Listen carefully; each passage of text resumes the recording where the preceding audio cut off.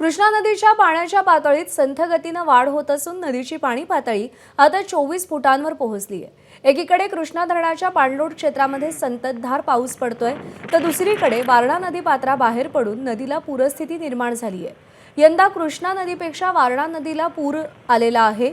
यामुळे हरिपूर जवळील कृष्णा वारणा नदीच्या संगमापासून कृष्णा नदीच्या पाणी पातळीत फुगवटा निर्माण होतोय। त्यामुळे कृष्णेच्या पाणी पातळीत संथ गतीनं वाढ होतीये। कृष्णा नदी काठावरून आमच्या प्रतिनिधींनी आढावा घेतलाय, पाहूया।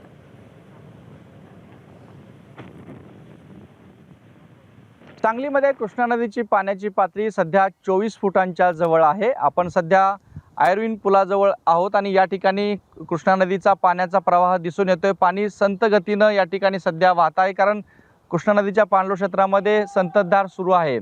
मात्र याच्या विरुद्ध चित्र वारणेचं आहे। वारणा नदी प्रचंड पात्राबाहेर पडली आणि पहिल्यांदाच कृष्णेच्या अगोदर वारणेला पूरस्थिती निर्माण झालेली आहे।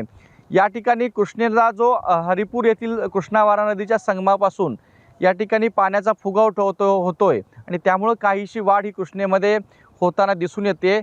कोयनेतून अद्याप विसर्ग नाही आहे, त्यामुळे कृष्णेची पाणी पातळी झपाट्यानं वाढेल अशी परिस्थिती नाही आहे। त्यामुळे जर पाऊसच कायम राहिला तर अशा पद्धतीने टप्प्याटप्प्यानं कृष्णा नदीची पातळी वाढू शकते।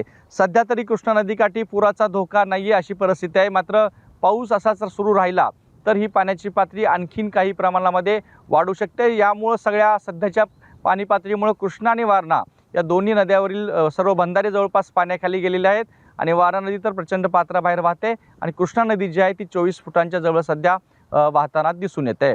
कॅमेरा पर्सन योगेश सोबत कुलदीप माने, एबीपी माझा, सांगली।